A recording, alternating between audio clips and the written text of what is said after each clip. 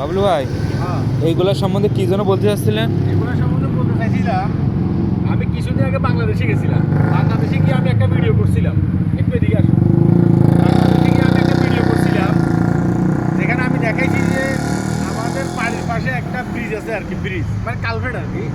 কালভেটে দেখা গেছে কি এই যে উপরে জয়নিং ইয়ে দিছে, এই ধরনের এটা কি বলে লোহা দিছে আর কি। লোহাগুলো খুলে নিয়ে বিক্রি করে আলাইছে, সরকারি লোহা বিক্রি করে আলাইছে।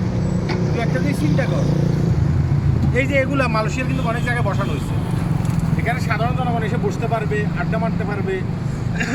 এই যে এদিকে এগুলা আড্ডা মারতে পারবে। এগুলো এখান থেকে খুলে নিয়ে কারো বিক্রি করার কারো ক্ষমতা নেই। আজকে কেউ নিয়ে যদি খুলে বিক্রি করে ফেলে না, হ্যাঁ, এই যে এগুলা কালকে সে জেলখানে থাকবে।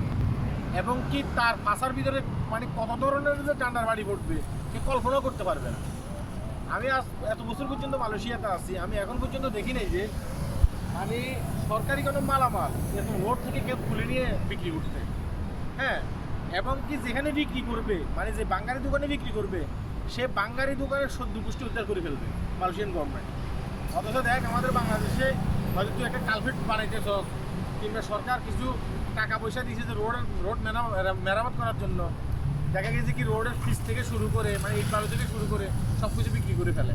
আর লোহা থাকলে তো কোনো কথাই নেই, লোহা নিয়ে বিক্রি করে ফেলে। তো ওই দেশ কি কখনো উন্নত হইব না?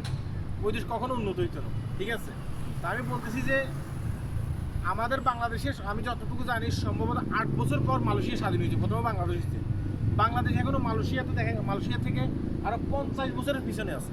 ওই যে এগুলো একটু দেখা, এগুলা হ্যাঁ প্লাস্টিক, এগুলো দেখছো?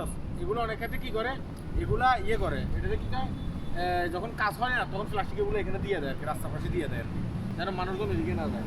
এই প্লাস্টিকও পর্যন্ত নিয়ে বিক্রি করে ফেলতে পারে। এগুলো তো এখানে জয়েন্টিং আছে, তোরা আমি দেখাই একটু দিকে, এগুলো তো এখানে জয়েন্টিং আছে। এই যে প্লাস্টিকগুলো আছে না, এই যে প্লাস্টিকগুলো কিন্তু জয়েনিং নেই, এই যে এগুলো আছে এগুলো কিন্তু জয়েনিং নেই। হ্যাঁ, এগুলো খোলা। বাংলাদেশে হলে কিন্তু এগুলো নিয়ে বিক্রি করে ফেলবে, কিন্তু এখানে এরকম ভয়ও কেউ ধরবে না, কারণ প্রশাসন হচ্ছে কড়া। বাংলাদেশের প্রশাসন যদি কড়া হয়, জীবনে এসব এগুলো হবে না, চুরি ডাকাতিগুলো হবে না, এটা আর কি।